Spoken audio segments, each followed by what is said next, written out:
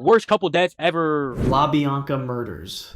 On August 10th, 1969, Los Angeles was still reeling from the brutal killings at a home the previous night. But no one knew the horror was about to continue. A 44-year-old grocery store executive and his wife, approximately 38 or 39 years old, and a boutique owner, had just returned to their home in Los Feliz after a weekend trip. The couple settled in for the night, unaware that several intruders had already selected their house as the next target. Around 2 a.m., the couple was awakened by intruders in their bedroom. The group's leader was present initially, tying their hands with leather thongs and reassuring them they would not be harmed. After robbing them, the leader left the scene. Wait, pause. Why do they tie their hands with leather thongs, bro?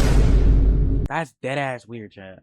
3 followers then took over. The couple was separated. The wife was taken to the bedroom, while the husband remained in the living room. A pillowcase was placed over his head, secured with lamp cord wrapped around his neck. Similar restraints were used on the wife. One attacker began stabbing the husband with a chrome-plated bayonet. The first wound penetrated his throat. Yo, why? Like, this dude just woke up. He was in bed having fun with his wife. He wakes up. He's getting stabbed. Like, what is going on? What is going on? Like, leave the guy alone, bro. Despite the injury, he cried out, "Don't stab me anymore." In the bedroom, the wife could hear the sounds of her husband being attacked. She fought desperately against her restraints, swinging the lamp still attached to the cord around her neck as the male attacker stabbed her husband 12 times. When the 2 female attackers struggled to subdue the wife, the male attacker entered the bedroom and stabbed her with the bayonet. The women then continued the attack with kitchen knives. She would— Bro, pause. Why are they stabbing her like that? Leave her alone like that. No, I'm actually a little surprised.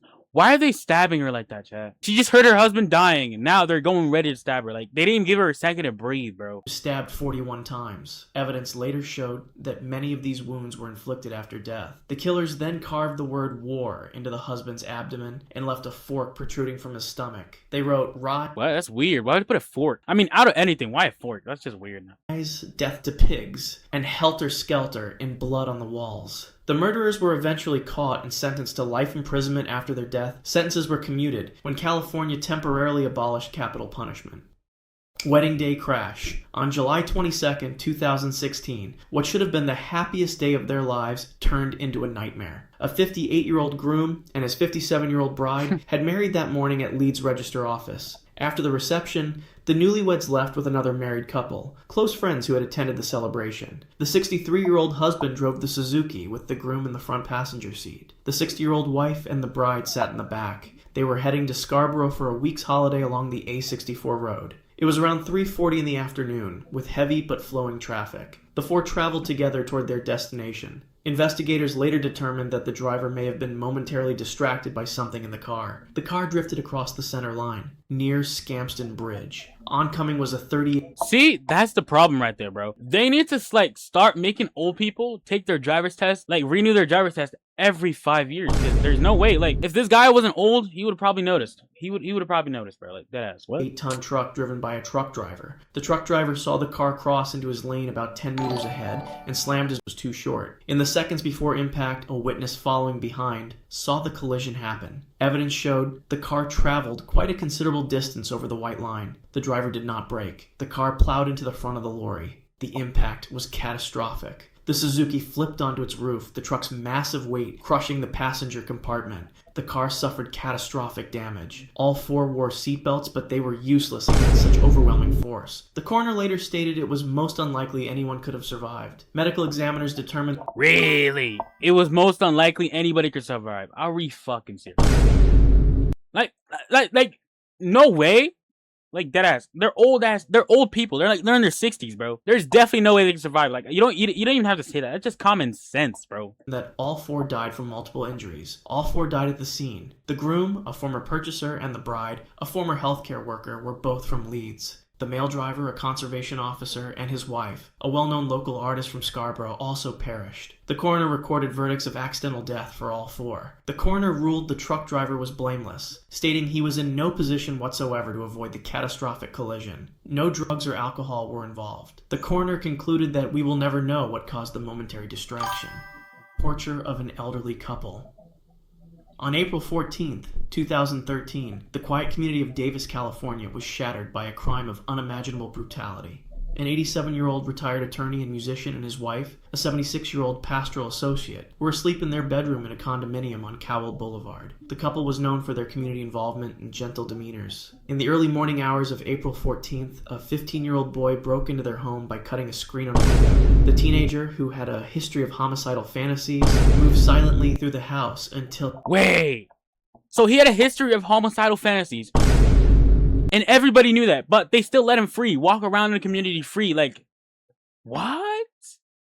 That's crazy. No, that's actually crazy, Chad. Like, nah, bro. What? He reached the couple's bedroom. He stood watching them sleep for several minutes, trembling with nervous excitement about what he was about to do. The wife awoke and screamed when she saw the teenager standing over them. In the darkness, they could make out the shape of a knife in his hand. The attacker immediately began his attack, stabbing the wife as she screamed. When the husband awoke, the attacker stabbed him as well. The teenager tortured them as he stabbed the husband 61 times and the wife 67 times with a 6-inch hunting knife. 6'7". Okay, that was pretty insensitive, but why did they put 67 in there? Like, that ass, what are we doing, bro? Stop.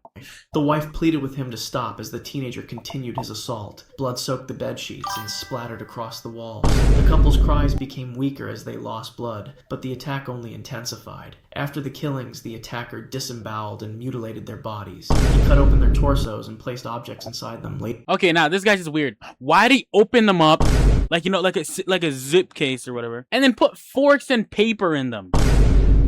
What? Nah, we're just doing some crazy shit. Like, we're just doing some crazy shit, bro. He would tell investigators he felt pure happiness during these acts, and that the murders gave him the most exhilarating, enjoyable feeling he had ever felt. After his arrest, the teenager described the killings in chilling detail. He was tried as an adult despite his age and sentenced to 52 years to life in prison. Bro, thank God. Thank God the prison system actually did something good, bro. Dead ass. Because, like, I would have been mad if they let this nigga live, bro. Like, that ass. Bro, what? 2016, Proposition 57 led to a hearing in 2018, where a judge ruled the case should remain in adult court, keeping him in adult prison. Subsequent legal challenges have been rejected, maintaining his adult sentence. I know now, bro's never gonna drop the soap in his life. Now he's never gonna drop the soap in his life, like that ass. Yacht killings.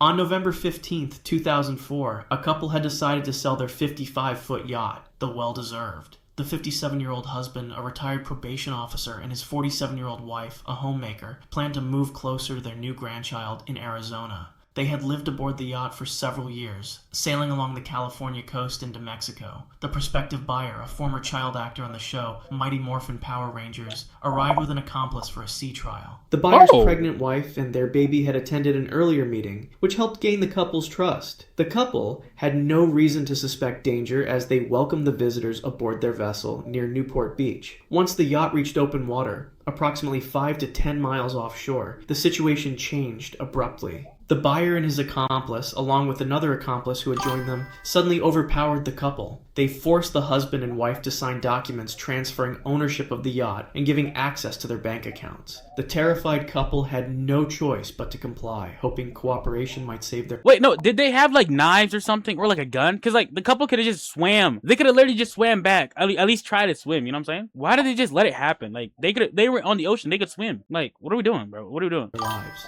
After obtaining the signatures, the attackers bound the couple with duct tape and handcuffs. They blindfolded them and secured them together with rope attached to the yacht's anchor. The husband and wife were still conscious, still aware of what was happening to them. The wife sobbed and begged for her life, saying she was too young to die. The husband fought back, kicking the buyer so hard he knocked him off his feet, but the first accomplice struck the husband with a devastating punch. According to eyewitness testimony from the third accomplice, who later cooperated with authorities, both were still alive when they went into the water. The anchor pulled them down rapidly. The wife's head struck the side of the yacht as she was dragged overboard. The water at that location was several thousand feet deep. They would have struggled instinctively against their restraints, but there was no escape from the ocean's depths. Their bodies have never been recovered. The buyer and first... Damn, bro. They died really young, too, bro. That's insane, bro. That's actually... No, these better get, a double life sentence, bro. They better get a double life sentence. And I hope they drop the soap in prison, bro. Accomplice were eventually convicted and received death sentences, while the buyer's wife received life imprisonment without parole. The third accomplice accepted a plea bargain after testifying for the prosecution. Lover's Lane Massacre. On December 20th, 1968, the crisp winter air enveloped Lake Herman Road in Benicia, California.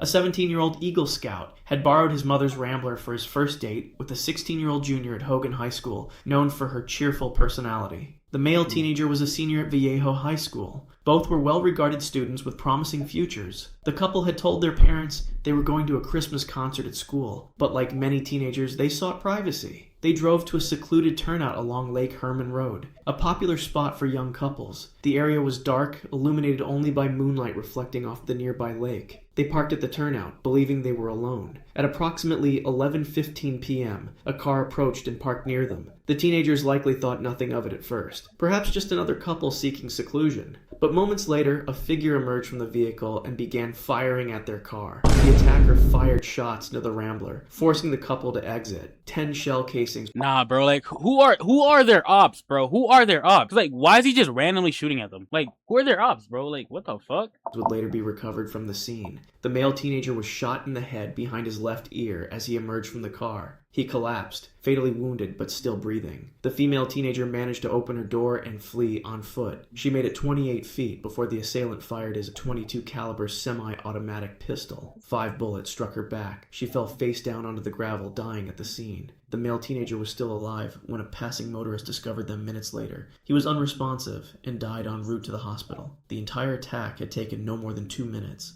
There were no witnesses and no usable tire or footprints. Their killer vanished into the night, later sending taunting letters identifying himself as the Zodiac. The Zodiac killer was never caught, despite one of the largest manhunts in California history. The murders of the 2 teenagers marked the beginning of a killing spree that would terrorize the San Francisco Bay Area for years. Bro, I feel as if the Zodiac killer, bro, had to be multiple people, because there's no way it was one person and they didn't get caught, bro. One person can only do so much, so it had to be multiple people, bro. That'd be like a group of people that like killer. Fire and stabbings. On September 28, 2014, the upscale community of Skillman, New Jersey awoke to shocking news. A 72-year-old former New Jersey Transportation Commissioner and hospital executive and his 69-year-old wife, a retired teacher, were found dead in their bedroom after firefighters responded to reports of smoke coming from their home. The couple had spent the previous evening at home. Records showed the husband had a FaceTime call with a grandchild at 5 p.m. and sent a work email around 7 p.m. Nothing seemed amiss until approximately 6 a.m., when smoke was spotted billowing from the second-floor windows of their colonial-style house in the Meadows neighborhood. When firefighters entered the master bedroom, they encountered a scene that puzzled investigators. The fire had been contained mostly to the bedroom, with an unusual pattern suggesting an accelerant had been used. Beneath the smoke and ash, they discovered the couple on the floor near their bed. Both had been stabbed multiple times, the wife 12 times and the husband 5 times. The initial police theory suggested a murder-suicide scenario, proposing that the husband had stabbed his wife before turning the blade. Why would he stab himself 5 times? I mean, if it was a murder-suicide, why would he stab himself 5 times? That's like, you know, stabbing yourself hurts, bro. So there's no way bro stabbed himself 5 times before he could die. So there's no way he did this, bro. There's no way. Like, the police are actually kind of selling right now, bro. On himself and setting the fire. But forensic evidence told a different story. The wife's wounds indicated defense injuries on her arms. The husband's wounds included a slash across his throat and a stab to his jugular that would have made it nearly impossible for him to continue attacking or start a fire. Most critically, the weapon that killed the husband, described as having a narrow blade like a stiletto, was never found at the scene. The autopsy revealed the wife was dead before the fire started, while the husband, despite severe injuries, had apparently tried to move about the room, leaving blood smears on various surfaces. Evidence showed the husband had soot in his lungs and carbon monoxide in his blood, indicating he was alive when the fire began. Smoke inhalation ultimately contributed to his death as the fire consumed the oxygen in the room. Damn, bro. Imagine surviving a freaking stab wound to the freaking neck, right? And then you die because of fucking smoke. That's insane, bro. That's actually insane, chat. That's insane. The case remains officially unsolved, with the husband's manner of death changed from suicide to undetermined. In 2017, though, the family continues to seek answers. Monster of Florence. On August 21, 1968, a warm summer night descended on the small Italian community of Lastra Signa near Florence. A 29-year-old masonry worker had been having an affair with a 32-year-old homemaker, known in the village for her numerous relationships, earning her the nickname Queen Bee. That evening, they drove to a secluded countryside spot in the man's car. The woman's 6-year-old son was asleep in the back seat. The couple likely believed he would remain sleeping while they engaged in intimate activities. Why would they have a kid in there and then do some crazy shit? Like, what? Like, what?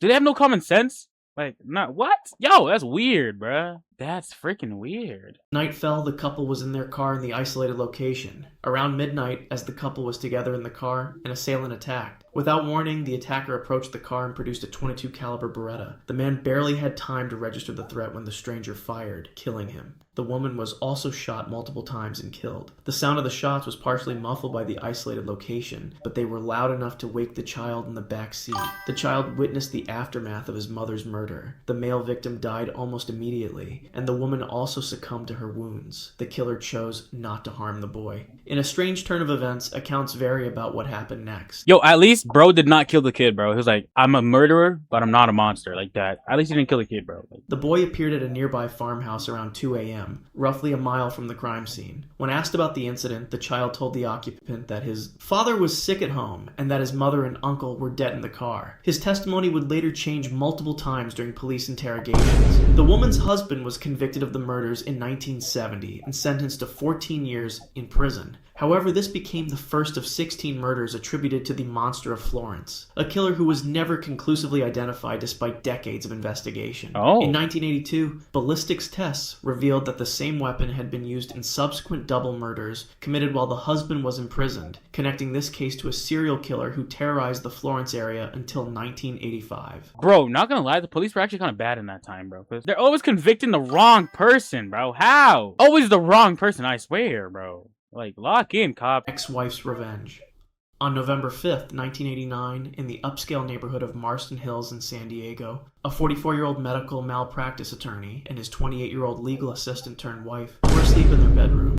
The couple had been married for just 7 months. Following the attorney... Oh, he likes them young. He likes them young. Okay. I see that. I see that. It's kind of weird, though, but I see that. ...his bitter divorce from his first wife. The ex-wife, a 41-year-old mother of 4, just 2 days from her 42nd birthday, had been seething with resentment since discovering the attorney's affair with his new wife 2 years earlier. The divorce had been contentious, with the ex-wife claiming the attorney used his legal expertise to leave her financially disadvantaged. In the early hours of that November morning, the ex-wife put her plan for revenge into motion. At approximately 5:30 a.m., she drove to the couple's house at 1041 Cypress Avenue. The ex-wife used a key she had taken from her daughter to enter through a back door. She moved silently up the staircase, carrying a .38 caliber Smith & Wesson revolver purchased months earlier. The ex-wife entered the master bedroom where the couple slept. The new wife may have woken first, sensing someone in the room. The ex-wife raised the revolver and fired 5 shots. 2 bullets hit the new wife in the head and chest, killing her instantly. 1 bullet struck the attorney in the chest as he reached for the bedside phone. 2 other shots missed, hitting the wall and a nightstand. "Okay, you shot me. I'm dead," the attorney said, now fully awake and recognizing his ex-wife in the darkness. The ex-wife had removed the phone from the bedroom so he could not call for help. The attorney remained conscious for several minutes, bleeding profusely onto the bedsheets, before dying. The ex-wife left the house, called her daughter to confess, and turned herself into police hours later. At trial, the ex-wife claimed temporary insanity, but was convicted of 2 counts of second-degree murder and sentenced to 32 years to life in prison. She remains incarcerated at the California Institution for Women, repeatedly denied parole. All that, bro. Just because your husband didn't give you about 10K, bro. Now you're in prison with no money to your name, eating garbage food. See, like, people just be doing shit to themselves, I swear, bro. Anyways, Jordan Time's out. Thank you for watching. Don't forget to like, subscribe.